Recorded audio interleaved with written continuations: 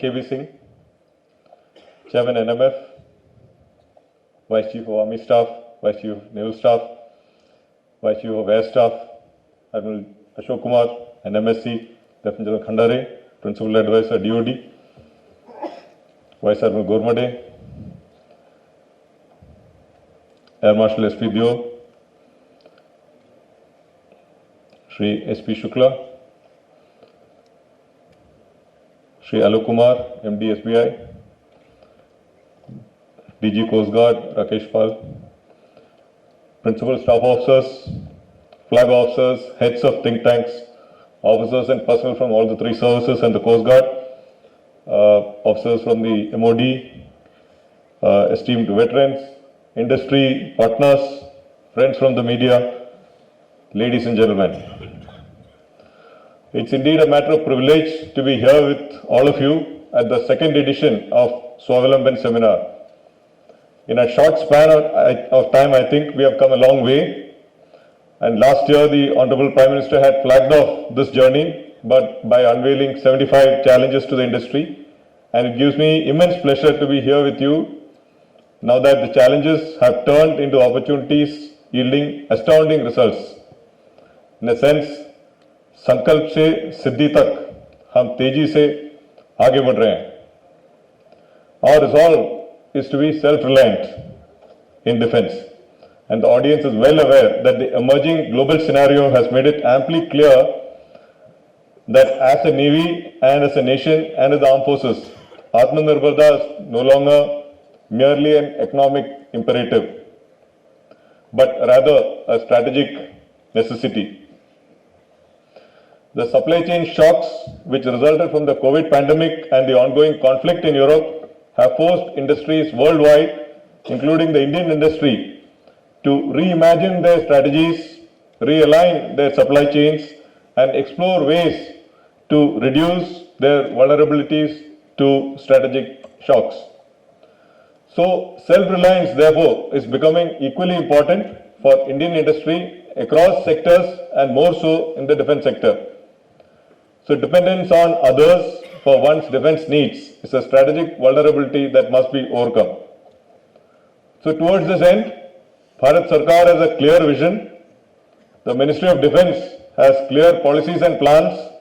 The armed forces have a clear roadmap, and the defense industries have a clear incentive to make India self-reliant in defense. In keeping with this spirit, Bharatiya Nausena has made an unequivocal commitment to be a fully Atmanirbhar Navy by 2047. So, Navy at 100 must be a force that represents in letter and in spirit a strong and developed Bharat at 100. A force that uses unique concepts and capabilities that are made in Bharat, made by Bharat, and made for Bharat. Our Honorable Prime Minister in his address last year had spoken of this very aspect. Bharatiya solutions for emerging security challenges. So for that, we can no longer tail chase technology, nor can we be happy with leapfrogging. So we need to pole vault instead, and by pole vaulting, the aim is to be the pioneers of defense technology, of future defense technology, setting norms and standards for the world to emulate. But pole vaulting requires teams and leaders with healthy disrespect for the concept of something as impossible. We need to be revolutionary, not evolutionary.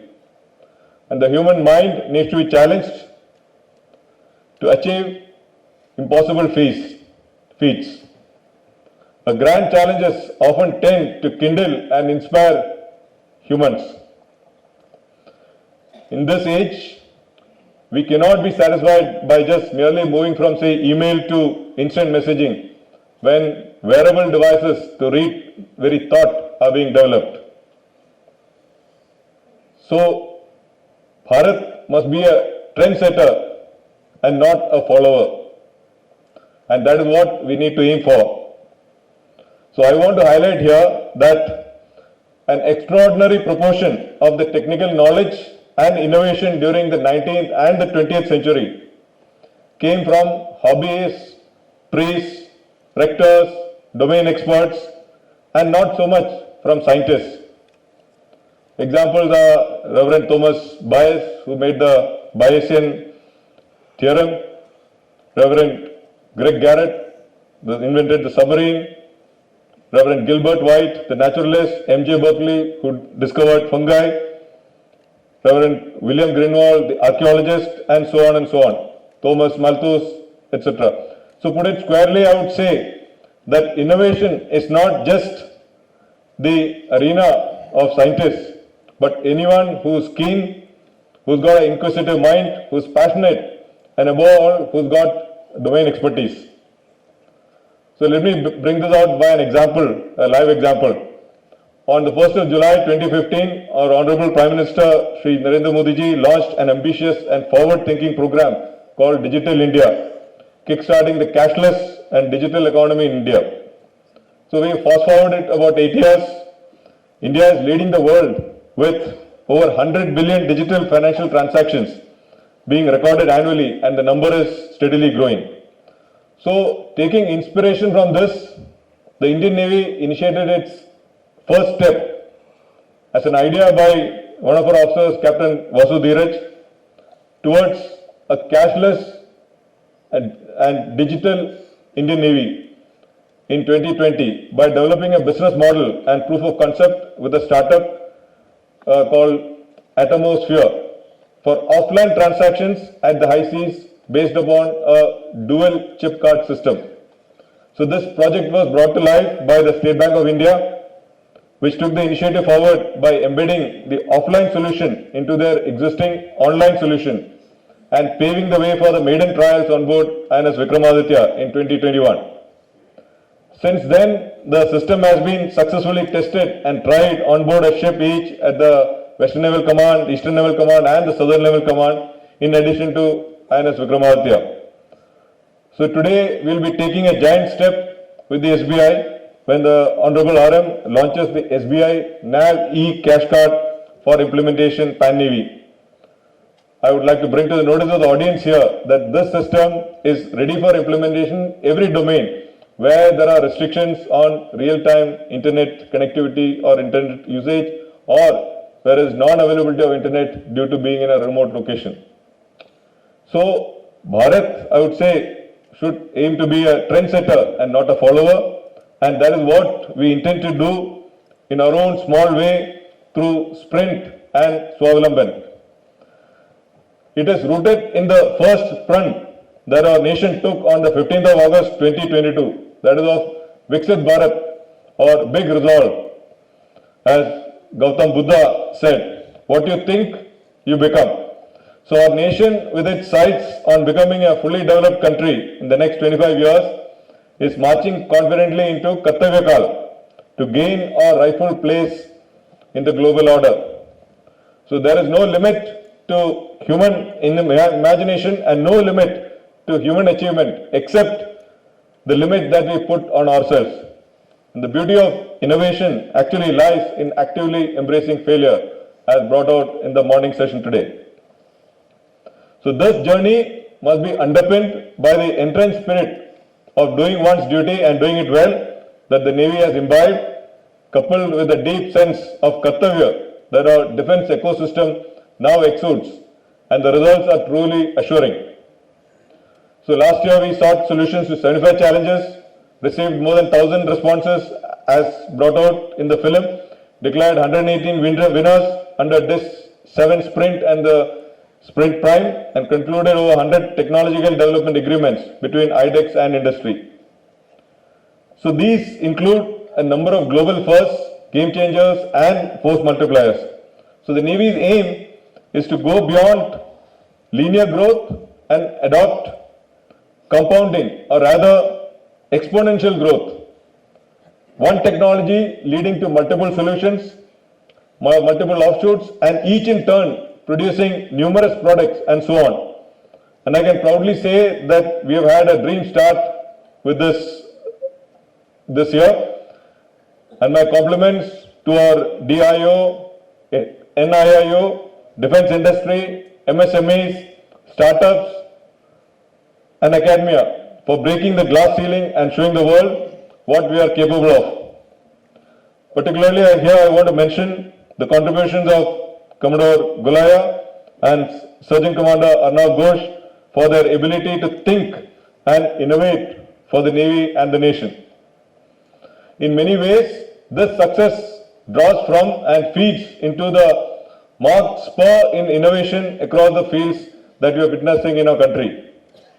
In Global Innovation Index rankings, Bharat has jumped from 81st spot in 2015 to the 40th this year, indicative of the lightning speed with which we are transforming and modernizing. So as we celebrate our achievements over the year, we must remember that a long road still lies ahead. This long road, as I would like to say, involves transiting from a contested present into an uncertain future. The contested present is an outcome of jostling for power, resources and influence, and the uncertain future is a result of the constant flux in the geostrategic, geoeconomic and the geopolitical equilibrium, as well as the scorching pace of technological advancements. And as a consequence, the evolving means and methods of warfighting or the changing character of war itself. As our Honorable Prime Minister said, the ambit of defense is no longer limited merely to the physical domains such as land, seas and skies, but now includes space, cyber, economic and social space. So for Bharatiya Nausena, the challenge is particularly severe with the need to operate on the sea, below the sea, in the skies above the sea, on the islands and the coastal areas, space, cyberspace, social space, etc. While handling at the same time very, very complex technology, including nuclear propulsion. So to remain a credible deterrent across all domains, Bharatiya Nausena has a clear vision, enabling policies, supporting structures, and a proud track record towards achieving self-reliance in defense. However, we cannot achieve this just by ourselves. And that is where enduring partnerships with industry and innovators come in. So our collaborative synergies will translate into abundant opportunities, infinite capacities and energies leading to endless possibilities. Here, George Bernard Shaw's words come to mind. He had said, "The reasonable man adapts himself to the world, while the unreasonable one persists in trying to adapt the world to himself. Therefore, all progress depends upon the unreasonable man."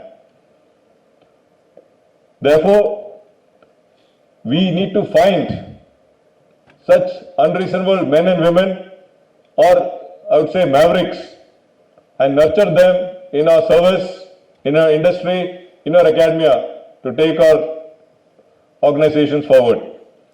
So while we continue to sprint for Swavlamban, the Navy is also aware that our country is running a marathon and the government is focused on building foundations of a nation that will withstand the vagaries of the next 1,000 years. So in this endeavor of taking Bharat to greater heights, I can assure everyone that Bharatiya Nausena is fully ready, combat ready, credible, cohesive and future-proof. So before I conclude, I must say that I found the seminar in the morning to be very educative and progressive. I assure you from the Nausena that we will spare no efforts to take forward the suggestions, be it positioning of mavericks in the NIIO for longer durations, adopting the spiral development model, or setting up pragmatic QRs, handholding the innovation process or translation into product procurement, or finding solutions to funding innovations. I'll also be visiting all the stalls tomorrow to see and discuss the way ahead in many of these steps. So my sincere thanks and compliments to all the Sprint and IDEX participants and the organizers for making such a splendid event. So thank you all for your time and patience. Jai Bharat.